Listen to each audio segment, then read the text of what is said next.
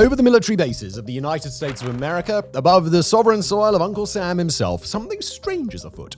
In airspace that's supposed to be some of the most impenetrable in the world, above secretive camps where F-22s, Navy SEALs, and the best minds of American military intelligence all do their work, infiltrators move through the skies entirely unopposed. These infiltrators are drones, some, no doubt, belonging to hobbyists or the curious public, but others, quite possibly, with a far more nefarious purpose. They're not coming in ones or twos, but in the dozens and the hundreds. Yet according to every public account of the situation, the American military remains utterly unable to identify their source or to shoot them down.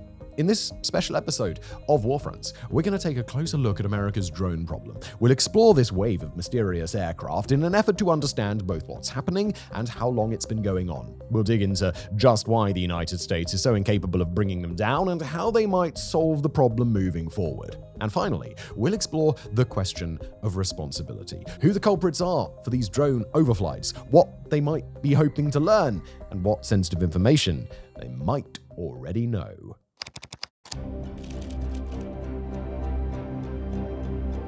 The first time that most members of the American public heard about the drones was on October the 12th, 2024. On that day, a trio of writers from the Wall Street Journal published a report that laid out one particularly concerning series of incidents. Quoting the article title here, "Mysterious drones swarmed a US military base for 17 days. The Pentagon is stumped." The report turned back the clock to December of 2023 when the US Air Force's then leader, Air Combat Command General Mark Kelly, visited Langley Air Force Base in the city of Hampton in the US state of Virginia. General Kelly, by the way, has since retired. It wasn't the first time the general had visited Langley by any means. After all, Langley is among the most important military assets on US soil. It's here that the United States keeps dozens of its super-advanced air superiority stealth fighter, the F-22 Raptor. It's the headquarters of the 480th Intelligence, Surveillance and Reconnaissance Wing, an exceptionally important group that operates the Distributed Common Ground System, also known as the Sentinel, a unit that churns through incredible volumes of satellite imagery, signals intelligence, and cryptologic intelligence each day. It also happened to be the headquarters for General Kelly's own Air Combat Command, the organization that's directly responsible for providing combat forces to the Air Force, including 48 squadrons of fighter jets, 9 squadrons of attack aircraft, and a whole lot more. The most important thing to understand here is that Langley is really, really important to the US Air Force. But it was at Langley where the US was facing a new and unforeseen challenge. As the Wall Street Journal article describes, Kelly and a small group of other critical officers were brought to Langley in December 2023 to watch a series of drones that base commanders fully expected to be inbound. A little while later, at about 45 minutes to an hour past sunset as predicted, the drones showed up, one after another, in a long line that the article described as sounding, quote, like a parade of lawnmowers. According to Kelly, himself a career fighter pilot with well-honed skills in identifying and describing aerial adversaries, the drones appeared to be flying at an altitude of about 3,000 to 4,000 feet, that's 900 to 1,200 meters, at approximate speeds of a bit over 100 miles per hour or 160 kilometers an hour. At times, however, they would descend to fly no fewer than 100 feet, that's 30 meters above the ground, seemingly in coordination with smaller, low-flying quadcopters. Each drone appeared about 20 feet long or a bit over 6 meters. The drones didn't appear to be focused just on Langley either. The path they were on would see them cross over Naval Air Station Oceana, where the US Navy houses 17 strike fighter squadrons of FA-18 Hornets and Super Hornets. It also happens to be the home base of the Navy Special Warfare Development Group, better known as SEAL Team 6. Yes, the same SEAL Team 6 that was deployed to kill Osama bin Laden back in 2013. Also along the drone's path, if it continued on course with only minor adjustments, was Naval Station Norfolk, the single largest naval base in the world. Norfolk is the headquarters for no fewer than 4 carrier strike groups, 4 destroyer squadrons, nearly a dozen nuclear-powered submarines, and quite frankly, just stupid amounts of US air power.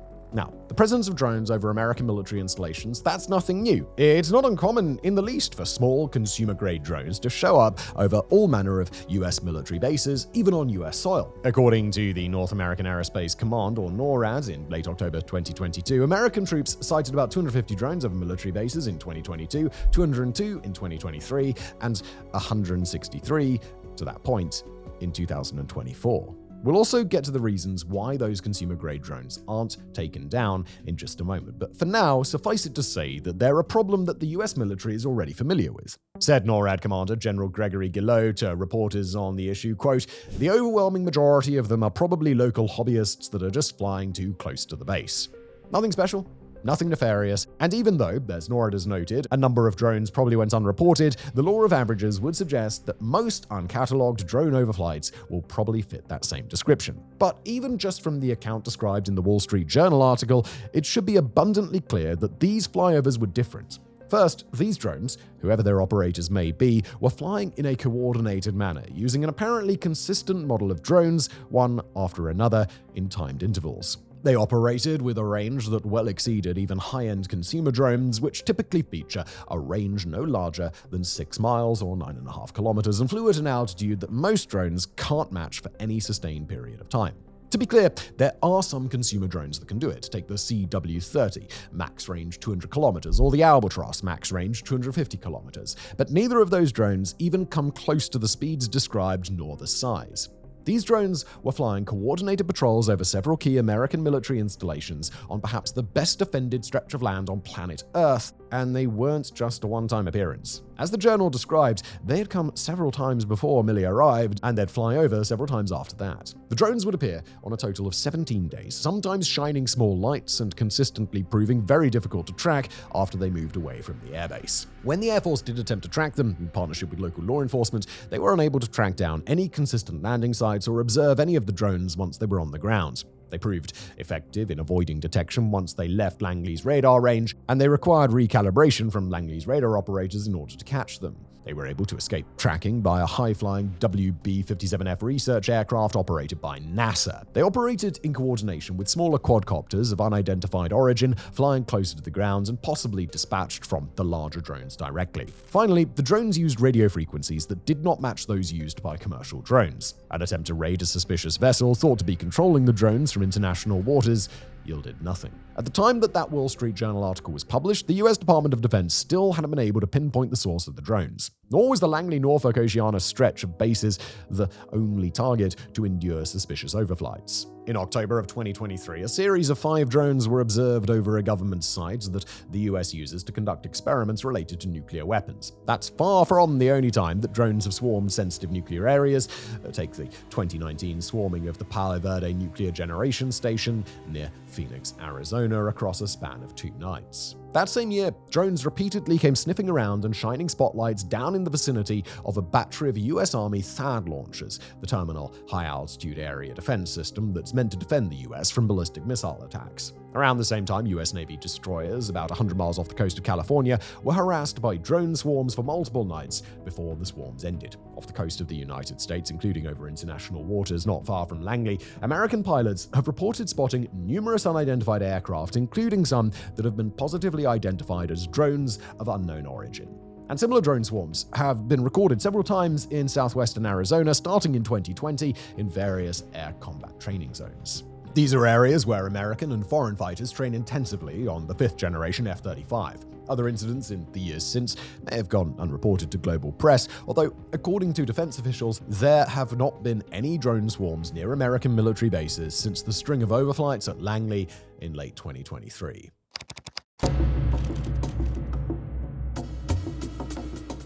Now, by this point, you might imagine that many people among our audience would like the US military to answer one key question. If the drones are so obviously flying in coordinated ways across so many different high-priority American military and nuclear sites, then, well, why aren't they getting shot down? But far from being a question that the US military just somehow failed to consider, it's a question with real answers, and it's those answers that expose a broader problem under the surface. America's failure to take down these drones is not a matter of firepower. As they've flown, the drones have come well within the range of everything from dozens of F-22s to hundreds of FA-18s to untold numbers of combat aircraft actively undergoing training to even the crosshairs of dozens of massive naval combat vessels. If America wanted these drones to be shot down, then they would be shot down. No questions asked, no need for further discussion. But the real barriers start with bureaucracy and specifically a series of very understandable regulations meant to keep Americans safe and preserve the rights of US citizens. First, there's the civil rights side of things. Although legal scholars of the late 1800s could have never imagined a world in which unmanned drones spied on fifth-generation fighter jets, the US military is prevented from shooting down these drones by an 1878 law known as the Posse Comitatus Act. Under Posse Comitatus, the US military is banned from enforcing civil laws in the United States unless it's expressly authorized by US Congress. In a practical sense, it prohibits the use of the American military against the American public, which is, in the grand scheme, pretty fair ask. That's not to say that US military personnel cannot defend themselves on American soil. If, for example, an active shooter were to attack an army barracks, soldiers at the scene would be well within their rights to neutralize the target. The same is true here. If the drone spotted at Langley had been observed with bombs loaded under the wings, then the Air Force would have been well within its rights to bring those drones down. But in reality, nothing about those drones signaled that they presented an imminent threat, and in that scenario, the civil protections of Posse Comitatus take precedence over the military's ability to stop a drone from collecting sensitive intelligence. That element of the Langley affair is a broader legal issue, and one that will likely be litigated in the US for quite some time. Even still, though, there are a range of other complicating factors to consider. Take, for example, the safety aspect. If the US were to deploy a Patriot missile battery to take out these incoming drones, then fine, target destroyed. But that falling debris would have scattered, at best, all across Langley and at worst across densely populated civilian neighborhoods near the base. Shoot down the drone from the air, and you got the same problem. Jam it in a way that prevents a connection to its operator but doesn't override its controls or force it to land, and the problem is still the same, except now instead of mere debris, it'll be an entire 20-foot drone crashing uncontrolled into someone's home or school or workplace. Back in 2023, when the United States was trying to bring down a Chinese spy balloon, the balloon was allowed to float for over a week before being shot down for fear of injuring people on the ground. Another problem with the jamming option is that other digital services in the area would be impacted. It's not terrible when it's some kid having their evening Fortnite session cut short, but it's a good deal worse when people can't call the emergency services. And the other options available to the US military all have their drawbacks. The US can try to override the controls of such a drone, but that's a process that takes time and serious expertise, while also requiring the necessary personnel to be ready on standby when a threat approaches.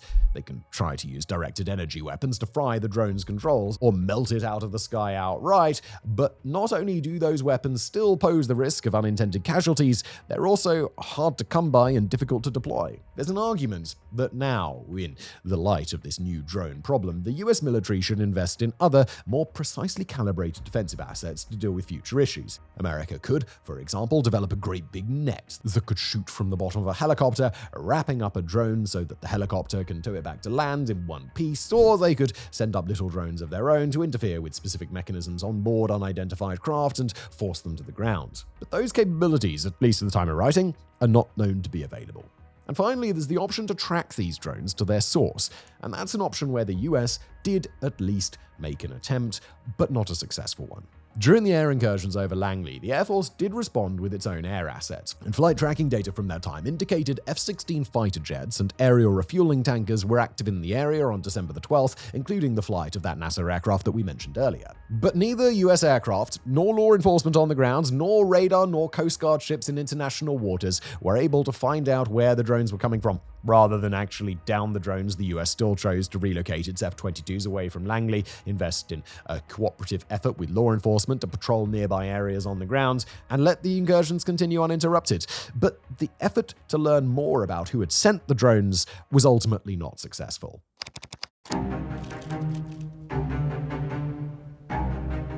As we mentioned earlier in this episode, it's not uncommon for drone hobbyists to fly their quadcopters or their long-range models over US military installations. But both during the Langley incident and in the other cases that we've mentioned across the US, hobbyist private citizens are not thought to have been responsible. Instead, these drones bore all the signs of having been dispatched by some sort of organized group. Their ability to fly in formation, their unknown and apparently well-hidden source, and their brazenness in acting with an apparently accurate assessment of how the US would react all indicate a project that would take serious manpower and serious time to pull off. As for the possible culprits, there are a few nations that defense officials and outside analysts have suggested would have the means, motive, and know-how to make such an operation happen. Suspect number one in most circles is China. Some of the evidence to support China's involvement is shaky at best. Take the example of one Feng Yongxi, a Chinese national who had come to the US on a foreign student visa. She was arrested about 2 weeks after the last of the drone swarms over Langley and was taken into custody about 10 miles away from the base outside a shipyard where America's new Gerald R. Ford-class supercarriers and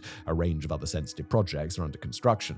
She was observed flying a drone around the area and had even taken a picture before leaving after his drone got stuck in a tree, taking a flight across the country and then trying to fly back to China. But the idea that she and his little quadcopter were part of the same operation doesn't really hold much water. To paraphrase Xi's own lawyer, if that was Xi's attempt at spying, then the guy was a truly horrific secret agent. Instead, more serious attempts to tie China to the drone swarms focus on a few key factors.